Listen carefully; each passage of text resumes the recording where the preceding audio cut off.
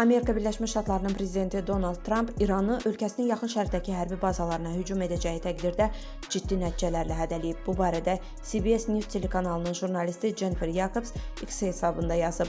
Onun sözlərinə görə Ağ Ev rəhbəri bu barədə prezident təyyarəsinin göyərtəsində danışıb.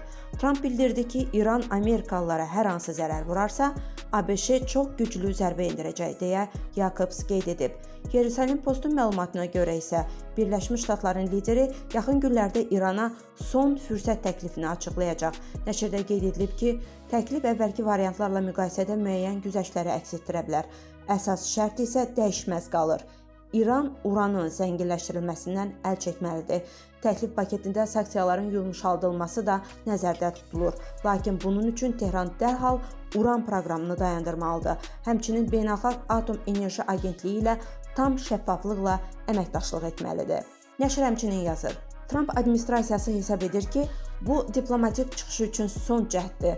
Ağ Ev rəhbərinin sözlərinə görə İran bu təklifi qəbul etməsə, bölgədə daha geniş miqyaslı hərbi gərginlik başlaya bilər. Biz İrana yetərincə şans verdik. Əgər bu dəfə də diplomatik qapıdan keçməsələr, bu abdallıq sayılacaq. Nəticələr isə İran üçün faciəvi ola bilər. Prezident Trump bildirib ki, ABŞ-nin bu təklifi masa üzərində saxlaması uzun çəkməyəcək. Əgər İran müsbət cavab verməsə, hərbi siyasi ssenarinin kəskin dəyişəcəyi istisna edilmir. CNN məlumatına görə isə Ağ Ev rəhbəri administrasiyasına İran rəsmiləri ilə tez bir zamanda görüş keçirmək tapşırığı verib. Qeyd edilib ki, Trump təcili olaraq İranın İsrail ilə münaqişəsinin diplomatik yolla həllində ciddi olub-olmadığını öyrənməyə çalışır. Trump isə bu barədə yayılan xəbərləri yalan olduğunu açıqlayıb. O bu barədə sosial media hesabında yazıb. Mən sülh danışıqları üçün heç bir şəkildə və ya formada İrana müraciət etməmişəm. Bu yalan xəbərdir. Danışmaq istəsələr məni harda tapacaqlarını bilirlər.